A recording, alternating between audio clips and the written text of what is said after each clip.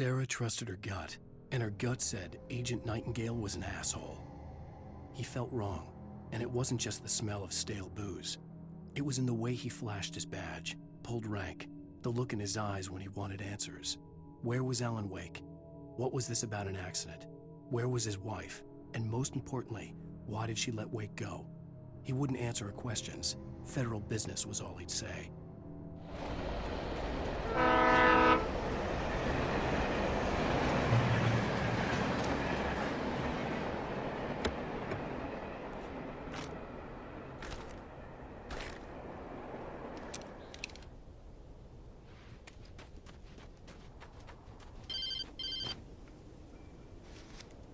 Hello? The most stubborn man I've ever met. Alice? Alice? Alan, I'm so afraid. It keeps me in the dark. Please help me. I look at you, Alan, and it's not you. Something else. Looking out from behind your eyes. Alice, I'm here. I'm so alone here. It's all gonna go to hell. You need to be careful. Cooperate. The connection had been terrible, but that wasn't the only thing that hadn't been right with the call. She sounded wrong somehow, but she had called me. The pipe wrenched itself loose from the bridge's steel framework. Wrapped in darkness, it floated in midair, twitching. For a moment, I didn't understand what I was looking at. The heavy object lurched at me with impossible force. I threw myself out of the way, but just barely. When I turned my flashlight on it, it shook in a dark rage before it flew at me again. I could see a railway bridge up ahead and a warehouse of some sort on the opposite shore. I hoped I could find a car from there.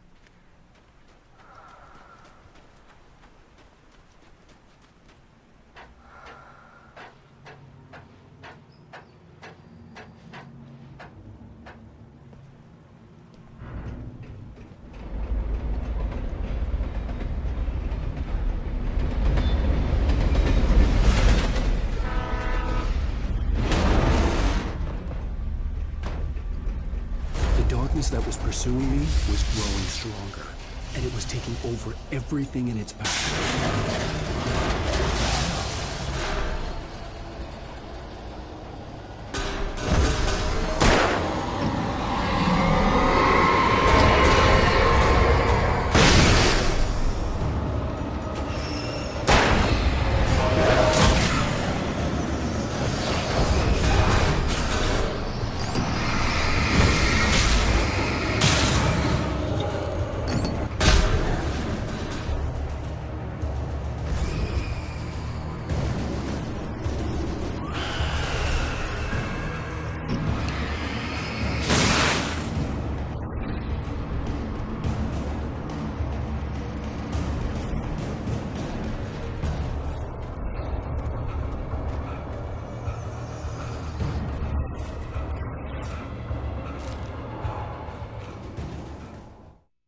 I slammed the door shut right in his smug face.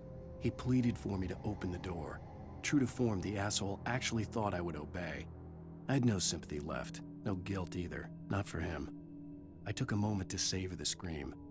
I bet I had a smile on my face. It was all that I had time for. The dark presence was inside the lodge with me.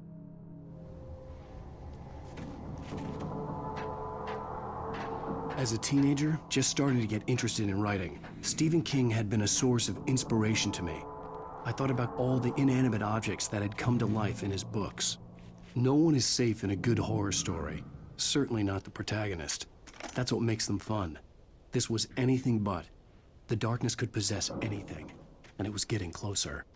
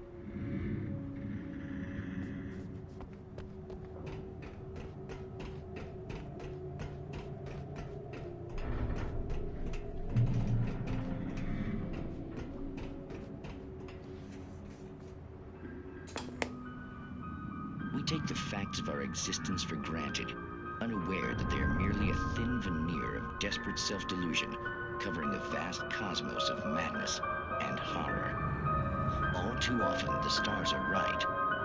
In Night Springs. Tonight's episode, A Family Occasion.